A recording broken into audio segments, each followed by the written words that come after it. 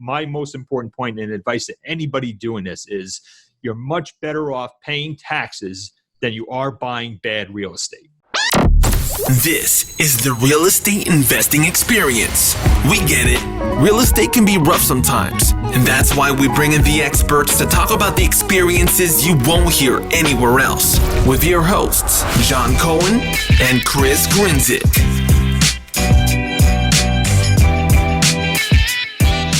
What's going on, guys? Welcome back to another episode of the Real Estate Investing Experience. I'm your host, Chris Grinzik, and with me, as always, is John Cohen. How we doing?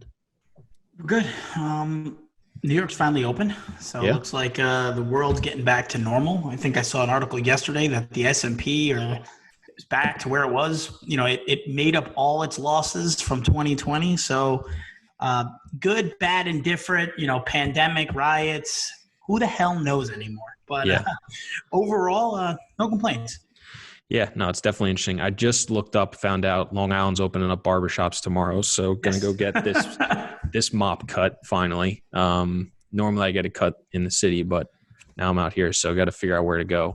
But that'll be nice because it's gotten way too long. So excited about that. But yeah, things are starting to open back up just in time for summer, I guess, or the second half of summer.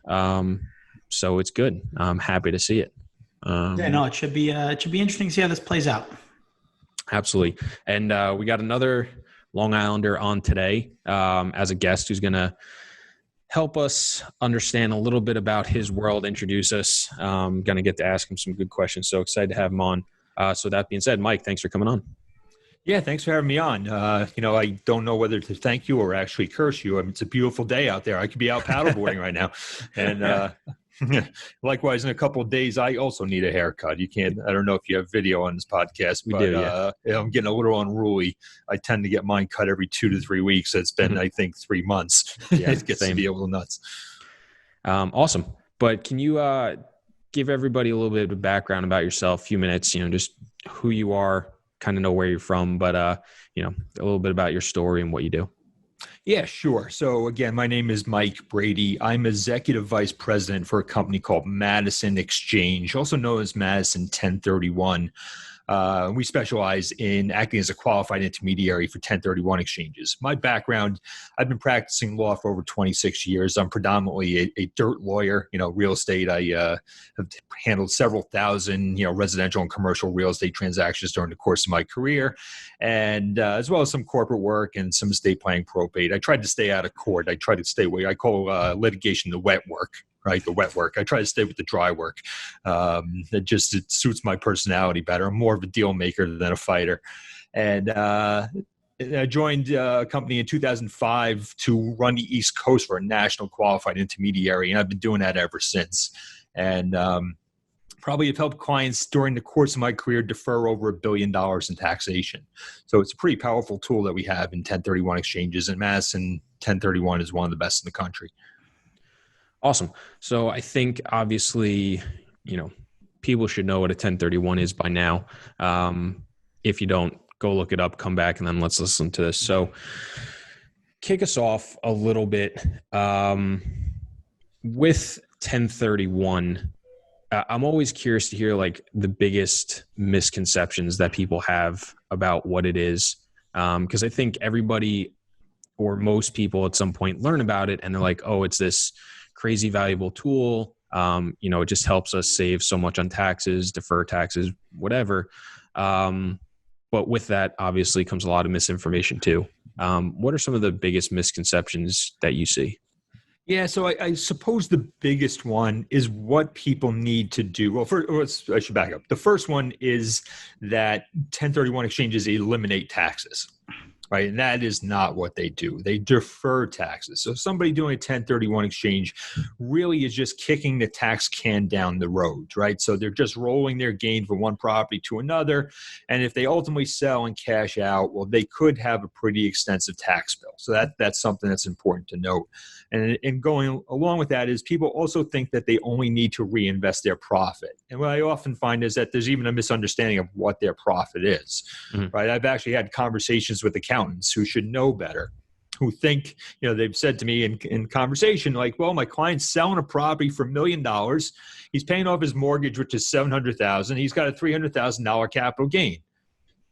No, it doesn't work that way, right? So mortgage debt has nothing to do with your capital gain. Basically, we're looking at, to calculate capital gain, it's your sale price less your cost basis. Your cost basis consists of your acquisition costs for the property, what you paid for it, okay? Any improvements that you've made to the property, capital improvements, less any depreciation you've taken during the ownership of the property. You subtract that from your sales price, that's your capital gain.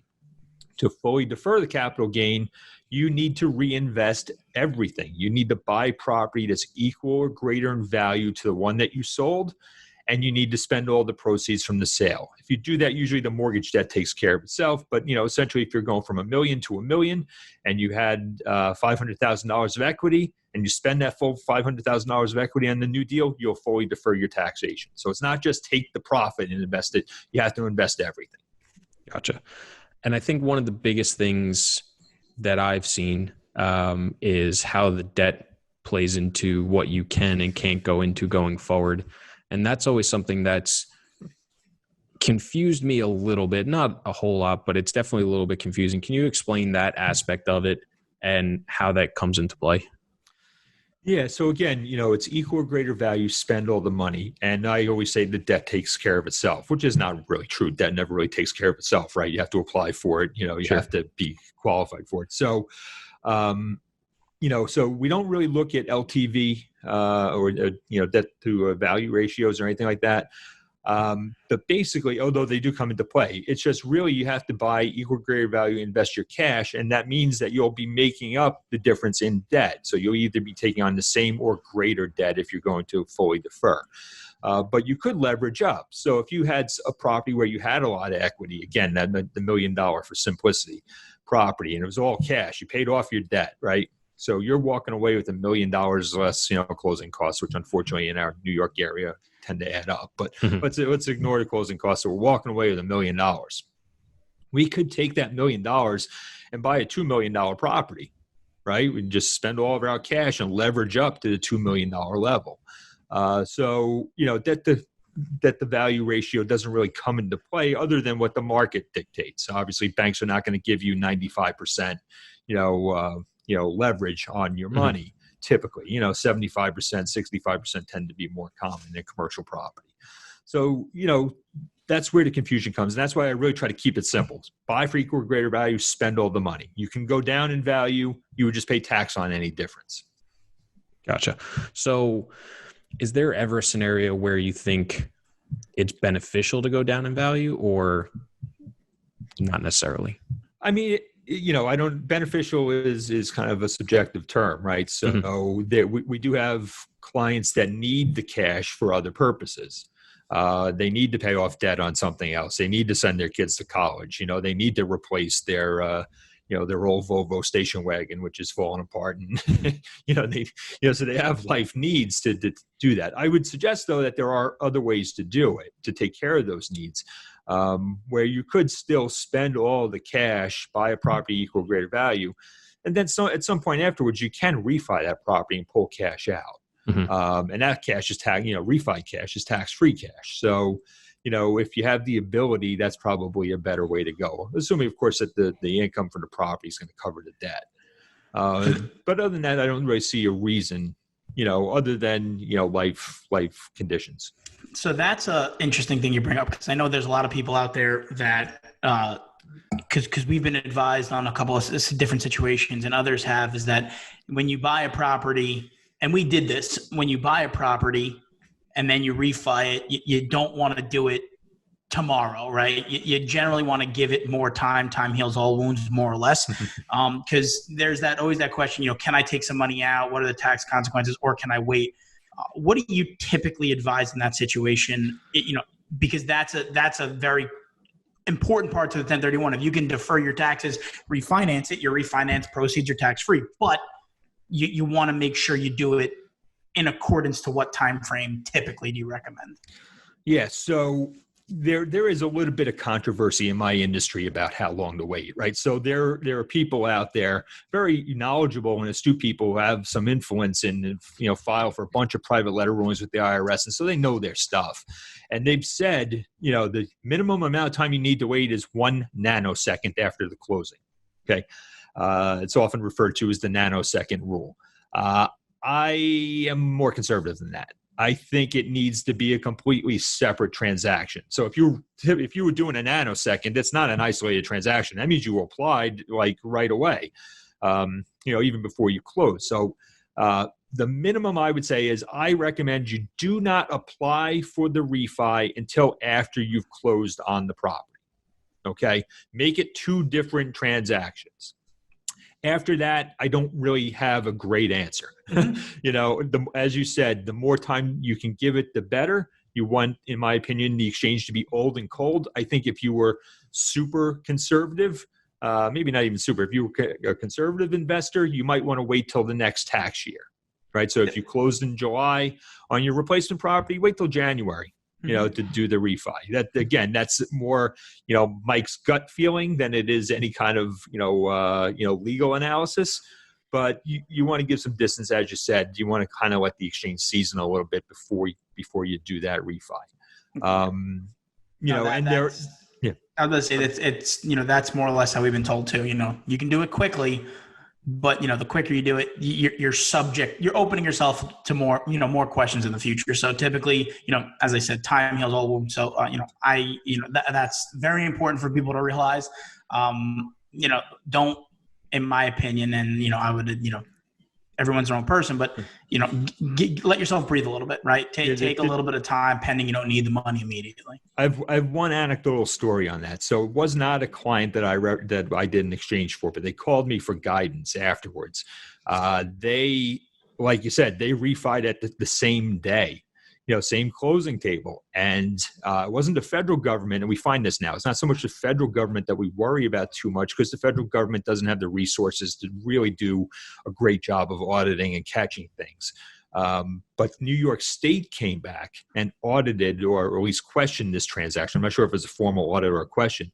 And New York State saw that the deed and the mortgage were recorded the same day. And as a result, they questioned that transaction. So they had scrutiny because they did it so quickly.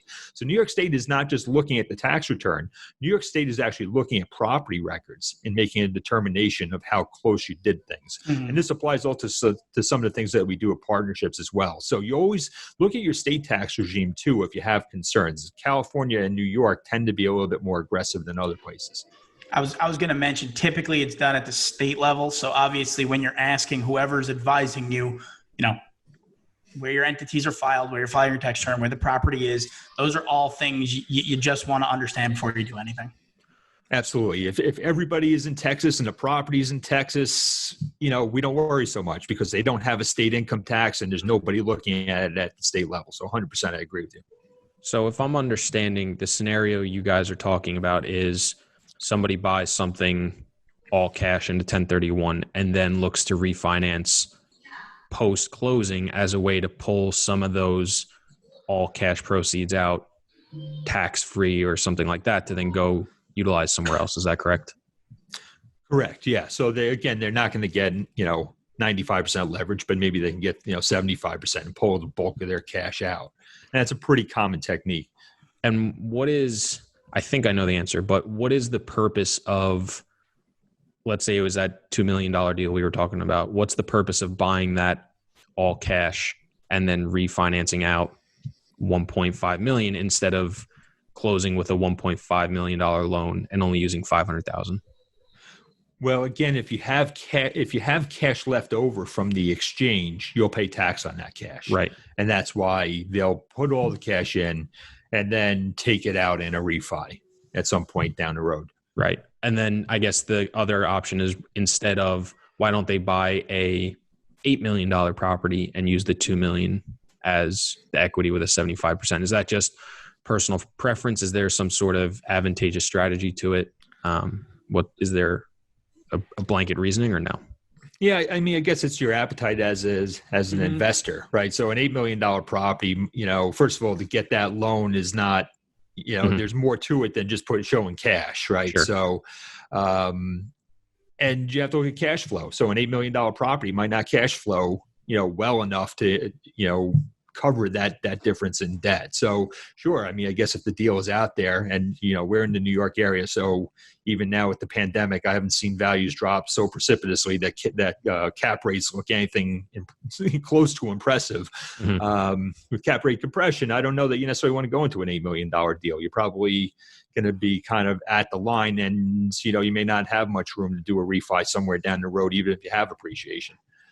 I think the other thing, and this may be more, I think it's very case specific for sure. I think anytime you're doing a 1031 and whatever your strategy is, but I think another component to that, which is something we can speak about, it could also be how you identify your properties, where if you went into the identification period with, one property, you could only spend your money on one property. So if you have leftover cash, you may put it in to take it out. Vice versa, if you identify 3 properties, you may not have to do that. So I think it also comes down to identification. So Mike, if you could speak to that at all, just to give people an idea, everybody has this conceptual view of a 1031, like, oh, I'm never going to pay taxes and it's just a walk in the park. Can you speak to some of the challenges and or different ways that you can identify property, maybe the time frame and so on and so forth, just to give a little bit more context to some, stuff where, spitballing? Yeah, and you're absolutely right. I mean, it's probably the biggest concern that you have with doing a 1031 exchange is the time constraints, right? So from the closing of the sale, you have 2 deadlines. You have 45 days to identify the property or properties, plural, that you're going to purchase. And from the closing of the sale, you also have 180 days to close. There have been some changes with the pandemic, which we can get into. They're not so relevant right now, but so those 45 days, you do not have to have a contract of sale in 45 days, but you have to give typically your qualified intermediary a list of properties that you're going to identify. And typically you want to limit that list to 3 properties. You could go beyond that if you were buying a bunch of smaller properties than the one you were buying. But typically you want to identify 3. So as we were talking about, you mentioned buying an $8 million property. So yeah, that may be all well and good, but try finding 3 $8 million properties, right? It's going to be hard enough to find one in this market. I mean, and that's why we see, and you probably see this in your business too, a lot of people are going outside of like the tri-state area. In California, a lot of people are leaving California to go to areas where prices are a little bit more, competitive and make a little bit more sense. So that 45-day crunch is a big issue, because once the 45 days expires, you're limited to buying anything, 1 or more of the properties that you identified. So if they fall through, you're out of luck, right? You get your money back. It's, after the 180th day and you pay taxes. You cannot just go find another one. So that's kind of the reality that we deal with. The 180 days tends to be a less of an issue for our clients, but the 45 days, we're constantly having clients bump up against that. That's the part of the 1031 that, the government says defer your taxes, but they also say you have to pick your baby in the next 45 days. And anyone in the real estate space knows that, you may not find your best deal in 45 days. So you're sort of stuck between a rock and a hard place. And that's the challenging part of a 1031. And in my opinion, is just, timing your sale with the identification period is like the key in the massage period to say, I won't sell until I find, but at the same time, market values change, things change, pandemics occur, and maybe your property is not as valuable as you thought. So that's always the fun part, and the identification process.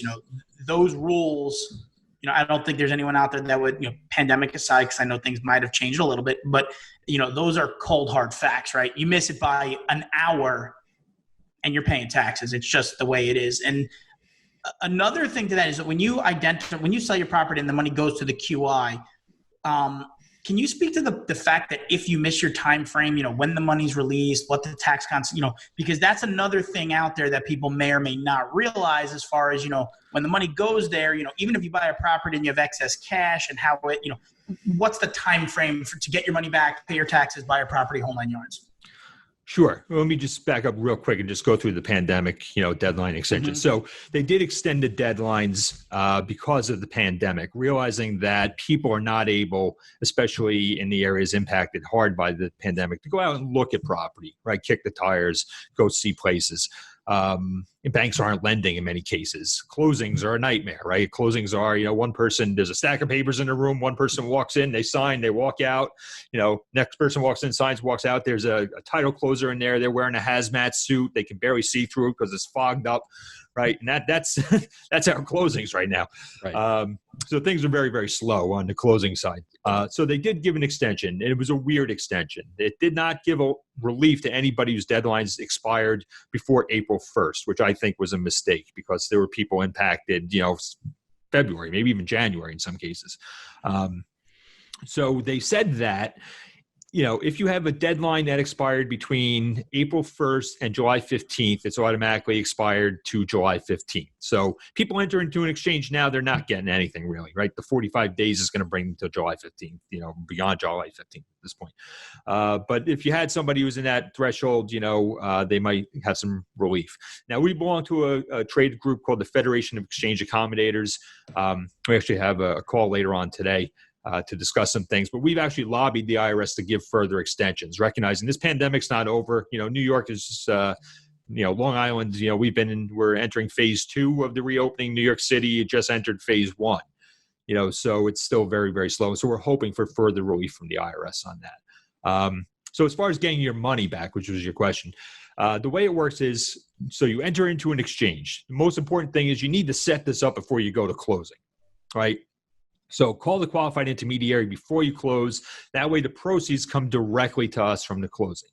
Once that happens, now you have 45 days to identify. You cannot touch that money other than to close on a property within those first 45 days. You cannot just say on day 10, you know what, I had enough of this. I don't want to look at properties anymore. Just give me my money back. You have to wait. You can get your money back on day 46. If you do not identify, your exchange is over. You get your money back day 46. Where we run into problems is people who rush to do the identification, typically last minute. They put a bunch of garbage on their identification form, and now it's day 90 and they've done some due diligence. And, the first property, it's located on a Superfund site, right? The second property has a tenant or a squatter that they can't get vacated. The third property, is sinking into the Long Island Sound. So they can't buy anything that they identified. Well, they're out of luck. They either have to buy a property or there's no exchange. Now, they cannot have their money back until the exchange is over. So the exchange is only over after they have purchased all the property that they identified or the 180 days expires. So typically they would have to wait till day 181 to get their money back, which it can create a hardship because, they may have found a property that they love in that time frame. And they said, taxes be damned. I'll pay the taxes. I'll go buy this great property. Okay, QI, send me the money. And the answer is we can't. It's unfortunate. We can't do it. You cannot buy it in the exchange because you didn't identify it. And we can't release the money because you have properties that are outstanding that are identified. Silly as that may seem. Yep. That's one of the things that people I don't think realize. They figure, I don't like any of these deals, get my money back. You do have to wait. Another component, if you buy a deal and you're short and you have excess cash, can you get that money out or do you have to wait for 181 for that as well? It depends. So if you buy that deal and you have cash left over and that's the only property you identified, well, then your exchange is over. You'll get your cash back the next day. If you have 2 other properties hanging out there, then you have to wait till day 181. Awesome. It's good for people to be aware of that because, as I said earlier, I think, a lot of people, we get investors all the time and people, they sold a deal and they have, $25,000 gain and they're looking to 1031 it. And, we advise them and say, there's so much more that can go wrong than to put your money into QI, be that as it may. But I think people listening to this, I think you did a phenomenal job breaking it down because I don't think people talk about that side of it. I think people get blinded by, 1031, I won't have to pay tax. Well, yes, but there's also a lot of other things on the negative side of the pros and cons that, they're not negative if you're aware of them and you can make do with them. So I appreciate you breaking that down because that's been something that, you learn the hard way or someone explains it really well. So that was, very important for people to hear. Yeah. The only thing I would add to that I think is critical, and I think you kind of got to it a little bit, is that, the time to shop in the 1031 exchange for replacement property is the time that you listed your property for sale, right? So I do get clients that call me up, and they say, we want to do a 1031 exchange. You say, great, when's the closing? And they say, we're at the closing table. And, usually, and sure, we can get it done. We could do that fire drill. I could drive my staff nuts. They'll curse and scream and yell, but they'll get everything out. They'll get it done. And we'll probably have the documents to you before the bank even funds. But that means you've set yourself back, right? So now you're just starting the shop, and you're still, like, as near as I can tell, still a seller's market.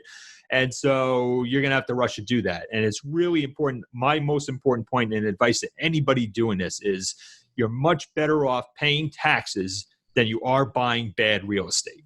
Yep. Right. That if you pay taxes, your downside is roughly 30%, a little bit more of your profit on the high side, right? You buy a piece of garbage, right, that's not generating income or is falling apart, your downside is much, much steeper than 30%. Yep. So do your diligence, make sure you're buying good property. There's worse things in life than paying taxes. That's I personally think a great piece of advice, because I think some people get blinded by, things they read, and the God's honest truth, in my opinion, and I think it's great advice given, is that, don't just force a square peg in a round hole, right? Your worst case scenario is you write a check. You probably made out pretty well in the grand scheme of things. So it's not to, I wouldn't put a lot of emphasis on making, I have to do this to avoid taxes, right? If that's the worst case scenario, don't buy something you don't love, because it's just going to be a headache in the future. Absolutely. Is there, I think John touched it on a little bit. Oftentimes when people learn about it, they, want to do it for smaller amounts of money. Is there a certain dollar size that you think becomes, not worth it, or it's kind of a gray area and really depends? Or is it, hey, if, kind of any amount of money for, to a certain degree would work? Well, I mean, the most important thing you want to make sure is that, I think this should be obvious, that the taxes that you're deferring are greater than what the qualified intermediary fee is, right? Because otherwise it doesn't make sense. So, but, Right. The QI fees are fairly nominal. To do a forward exchange, you're talking about, the ballpark is, figure, I think $750 on the low side. There's companies out there doing it for that. We were a little bit more than that. $2,000 would be the high side, right, of doing a simple forward exchange. It might be a little bit more if you're buying multiple properties. So you're talking hundreds to $1,000 to $2,000, let's say. If you're doing a reverse exchange, the fees are much more significant. So, you're talking about several $1,000s. In reverse exchanges, that's where you buy first and then sell. It requires us as the QI to take title to the property. So it's a lot more expensive. It's a lot more involved. And so, those I typically don't recommend you do them unless your tax bill is, tens of thousands of dollars at a minimum. But I've had clients do 1031 exchanges. They have, a rental co-op, which is kind of an anomaly in the marketplace, but they have a rental residential co-op. They sell it and they're going to make 25, 30 grand on it, and normally I'd say don't just go buy property because you want to save the taxes. But if you're going to buy property anyway, then that exchange can make sense. Right. But don't let the tax wagon drive the horse. Make sure that it makes sense. Typically $100,000 of gain or more tends to be a sweeter spot than anything less, but I have had people do less. With reverse exchanges, I'm typically looking at people that have, several $100,000 of gain to $1 million or more. And I find it easier to get a reverse exchange done when we're talking significant money, because, banks don't love reverse exchanges if you're borrowing. And so it's easier for me to do a reverse exchange on a $20 million property than it is on like, even $1 million property. Sometimes it can be difficult to get the loan done. Yep. I think that's good barometers, because I tell people that all the time. Yeah, sub 100,000, make sure you're making the right decision. Once you start getting into the six figures, everyone's personal situation is different. And I think that's, good advice, and pending what you're going into, right? Making sure that, the financing's okay, whole 9 yards. But I think that's a very good threshold to have conversations. Like you said, if it's less than that, 20, 30 grand, no problem. Just, make sure you understand the guidelines, rules, and how this process is going to work. Yeah, absolutely. And look at your total goals and objectives. Absolutely. Can you just really quickly explain a little bit more what a reverse 1031 is? And then can you tell me, because I didn't know this, why the smaller deals are so much harder to do in that format? Yeah. So, our typical forward, let me talk about forward exchange very quickly just to show the difference. So in a forward exchange, we, technically a 1031 exchange is going to be a swap of property between two people, right? That's the simplest form of 1031 exchanges. If, Chris had a property that John liked and John had a property Chris liked, you guys traded deeds, that's a 1031 exchange. That never happens though. So they created this structure using a qualified intermediary, which is what my company does, whereby if Chris is doing a 1031 exchange, he could sell his property to John and go buy from somebody else. And the way that would work is, for tax purposes, Chris would give my company his property. We would then sell it to John. We would take John's money and go buy property from Ed, and then, take Ed's property and give it to Chris in exchange for the one that he gave us. Now, that's a cumbersome transaction, so they made it much more simple. Essentially, it's sufficient if me, as the qualified intermediary, if I take assignment of both contracts of sale and the money flows through us, it's treated as if Chris swapped with us, even though we never took title to it. Because if we have to take title, now we have, 4 deeds, 2 on each side of the transaction, potentially, 4 transfer taxes. Our title insurance company would love it. There'd be 4 title policies, right? Which, the sales guys would love. Mm-hmm. They made it simpler. So, but a reverse exchange is different because the taxpayer cannot own both properties at the same time.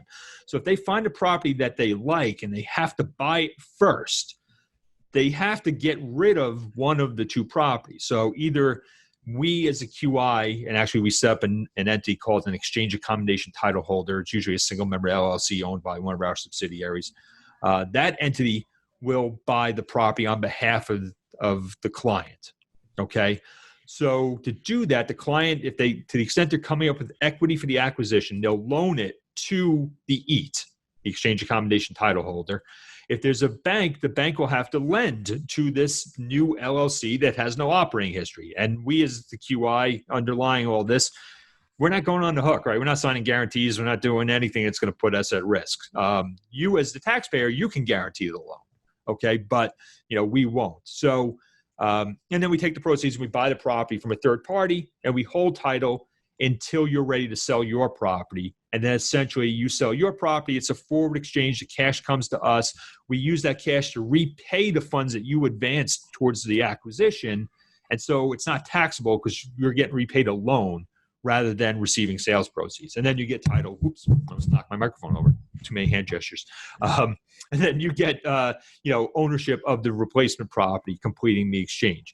The reason why that becomes difficult is with any type of, say, residential financing that's going to be sold into the CMBS market. They don't love that structure. They don't love the fact that you have this kind of, weird loan where you have this, this bankruptcy remote entity that's owned by somebody who's not ultimately going to own the property. They can't sell the loan right away like they often do. And so, it doesn't fit into that kind of, lower dollar number loan. Especially if there's Fannie or Freddie backing, it doesn't play well. So a $300,000 reverse exchange probably doesn't make sense. You're probably not getting that loan. Mm-hmm. Unless you can refi another property and bring in cash, and so you don't need a loan. A $20 million transaction, the banks are a little bit more sophisticated. So they're not relying on Fannie and Freddie. They're typically not going to be packaging those loans as readily. And so they might be willing to kind of sit back, and they know at the end of the day, they have a guarantee from their ultimate borrower. And they know that if they need to foreclose, the property is going to sell, pretty quickly and probably at the price that, that it was acquired for. So their collateral is safe. They're relying more on the collateral than they are on the underlying borrower. Yeah. So the first exchange that we did at Toro was a reverse 1031 with a HAP contract that needed it was a nightmare with a construction exchange component to it. So right. It was just okay, introduction to 1031, go for it, right? So it's that's how I cut my teeth on the ownership side of 1031. But reverse exchanges are a super powerful tool because you have no risk. Let's just say, for instance, your property doesn't sell. Well, you bought the deal, right? You just get rid of the QI and for layman's terms. And but you have to have the cash, right? If you don't have the cash and or the bank and the borrowing ability, you can't do it because you have to close on it, sell your property, and then that money is used in the easy terms. But reverse 1031s are, probably the best of the best because you don't have to worry about identification. You find a deal, you buy it, you list your property, whatever it sells for, it sells for. That's the best part about it. The problem is, like you said, the lending side of it, and the bigger the deal, the banks understand it and they get it. The smaller the deal, go try and explain to Bethpage Federal Credit Union that you're going to go do a reverse 1031, and they're going to look at you like, yeah, that's not going to happen. So, as you go higher up the capital stack and the right banks, it becomes a lot easier, and it's a very powerful tool if you have the ability to buy your replacement property first. Yeah, absolutely. We just did a $120 million reverse exchange in the city. And I'm not going to say it was an easy transaction. We had mezz loans, and, we had a whole bunch of levels we had to go through, but everybody was sophisticated and understood it. And so, yes, we had things to address, but everybody kind of was on the same playing field and understood what the objective was. We weren't questioning whether we could do it. It was how, so that made it a lot easier. Yeah. Is there any change in the 1031 laws and regulations that you see coming into effect because of the pandemic or anything like that? Or do you think things will just, it was temporary bylaws just to help get through this process and it'll go back to what it was going forward? Yeah, I should back up. So we did have the last change we had with 1031 was after the Tax Cut and Jobs Act was passed. So there was some talk that the Tax Cut and Jobs Act was going to completely eliminate 1031 exchanges. And as you can imagine, we vigorously fought that. I mean, it was our livelihood on the line, but also it's such a powerful component for the real estate industry in general, right? So if people are not able to defer their taxes, now they have less dollars for construction. They have less, they're not selling because they don't want to recognize the gains. There's no real estate commissions, title insurance, right? So contractors aren't getting paid. Real estate brokers aren't getting paid. Title insurance guys aren't getting paid. It has a major drag on the economy if you have to every time take a third of your profit out of the market. And so we lobbied pretty heavily. What we got was they allowed exchanges to remain for real estate, but they eliminated exchanges of personal property. Okay, which was big because, we had clients who would exchange aircraft. You had to go aircraft to aircraft.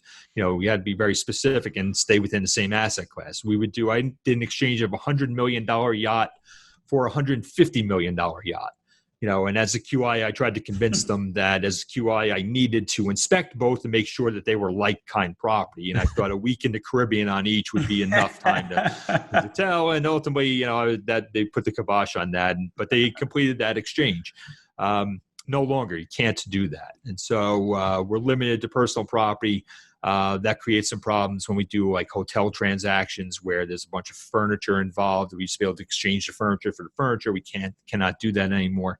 There's some bonus depreciation, some other stuff that kind of helps there. But so now we're limited to personal property. Going forward, we don't know. So, it's kind of interesting in that both Democrats and Republicans, and I'm not going to get political here, but both Democrats and Republicans have in the past targeted 1031s in different ways.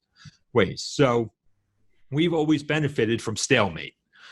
So if as long as one party has each party has one house of the Congress and or that the president's a different party, we've been so far pretty lucky. If the Democrats have a full sweep, we could be in trouble. I don't know what'll happen, what that'll look like. Obviously the country does need some revenue. And this is not a political statement, but it's just something that I believe is a fact. So if the Republicans have a clean sweep, they may change 1031 in a completely different way that otherwise could also be negative. So it's always interesting. We always keep our eye on it. I think people understand the benefit of it. It has a general benefit for the economy. My, I guess maybe slightly political statement is we don't really make a lot of things in this country, right? We don't have a lot of industry per se. A lot of what we have, the real estate portion of the economy, is a major driver. It's the real estate and finance, especially where we are, in the New York region. That's our primary bread and butter. So, I think I'm hopeful that that will be seen and seen what the power is and how many jobs are involved in this industry.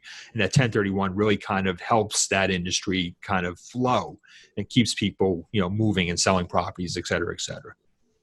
I think that was a very good outtake. Obviously it was a personal opinion question, but sure. But it's that's what seems to happen because they keep throwing it out there. Get rid of it, do this, and like you said, stalemate wins. It sort of kicks the can down the road. So I think it's a good out. And I feel the same way. I feel that nobody knows, but the $1 million question, as you mentioned, how are we going to pay back all this money that the government just keeps shelling out? Real estate taxes are huge. So, or real estate taxes and personal income taxes on exchange of property. So it's going to be intriguing. But to answer Chris's question from my standpoint, I think there'd be a major uproar by getting rid of it. And I think you guys have already witnessed that by, lobbying against it. It would be, the amount of jobs that could be impacted by people just never going to sell would be huge in my opinion. Right. And, and there's a lot of benefits. Typically when people buy the property, they're buying up, right? Mm-hmm. They trade up, and typically they're fixing up the properties. It tends to be the landlord who's owned the property for 50 years. And this is a generalization. My grandparents had that building for 50 years. All they did is throw money into it. But, typically it's the new owner who tends to kind of reinvent the property. They want to make it more marketable. The guy that holds the property for 50 years and they have tenants that aren't going anywhere, well, what incentive do they have to kind of make improvements to the property? Exactly. I mean, and it's not, like you said, it's very general, but if you own a deal for 50 years, you've cost based it down to zero. There's no more incentive for you. If I fix it, I fix it. If I don't, okay, I don't, it doesn't owe you anything at that point. So, there's a lot that goes into, owning a property for 50 years, whether you care or not. But I agree. Typically new life, new blood comes into it and you make it better or try and improve it. Right. 100%. So what were some of the ways that people were either like speculating or proposing to negatively affect the 1031 exchange, but not, just eliminating it completely? There was talk at one point. I think the Obama administration had floated a couple of times in their budgets, never got to the point of legislation, but in their budgets, they had floated limiting it to $1 million. Right. So it would limit, and I forget exactly the proposal, but limit it to, I think, $1 million of tax deferral. So it would only be for very, very small investors. But again, that may fly out in Kentucky. And I don't want to generalize. I don't really know the market in Kentucky, but right. It may fly in Kentucky in the middle of the country where values are much lower. In New York, $1 million buys you a condo, right? Maybe buys you a condo. Even the areas of Brooklyn, Bushwick, which, used to be a fairly depressed area, condos are going for $1 million in Bushwick in Brooklyn, so that would have, I think, significantly hurt exchanges in the primary real estate markets like California, New York, and, the coasts where values are high. It never obviously came to fruition, but that was one major proposal that they had. Gotcha. No, I think that's good. To leave us off, if somebody was, owned a property and they were thinking about, maybe selling and doing a 1031, where should somebody start? Like, what's the first thing they should do to go and either educate themselves or to really start evaluating the possibility of utilizing it? Yeah, I always recommend the first thing, and it's funny, I do continuing education seminars for accountants, and I always say, I'm on your side. I always recommend that my clients speak to their accountant before they do anything. And I said, but show of hands, how many people talk to their clients before they sell a property? Nary a hand goes up, right? And these are big, there are big implications to selling a property. Whether you do a 1031 exchange or not, you want your accountant involved in that conversation. They can tell you what your capital gain tax picture looks like. They can tell you whether it makes sense to do an exchange. Maybe you have losses from another property that can offset the gain. There's a whole bunch of things that I'm not privy to help you make those determinations. So that's number one. Number two, I recommend that you talk to somebody like myself early in the process. So get educated on it. There are stuff that we haven't gotten into about if you're in a partnership and what we need to do to separate. There's a whole bunch of stuff and nuance out there. So talking to somebody like myself early in the process, I think is important as well. And then, most of my company and our competitors have a good wealth of information on our websites. There's some books out there as well. They tend to be a little bit, technical. I wouldn't necessarily recommend that for somebody who's just a beginning investor or, is first contemplating an exchange. But we have a blog, the Madison 1031 Zone blog. I try to update periodically. I'm a little bit behind, but I throw out informational articles about once or twice a month. Love it. I think that's a great place to get more information and get started. I also think that's a great place to wrap it up. So Mike, thank you so much for coming on, sharing your knowledge, your insights and everything. If people want to learn more about you, get more information, get in contact with you, where's the best place to do all that? Yeah, so you can find me on LinkedIn. I kind of lurk there. I post some content on LinkedIn as well. So you can always reach out to me on LinkedIn, and you can always email me also. It's typically the best. I'm pretty good about checking my email. I never mastered that 4-hour work week thing where you check email twice a day. I never mastered that. I'm constantly looking at my email. You could email me at mbrady, that's Brady like the bunch, at madison1031.com, and I'm pretty good about getting back to people. Beautiful. Love it.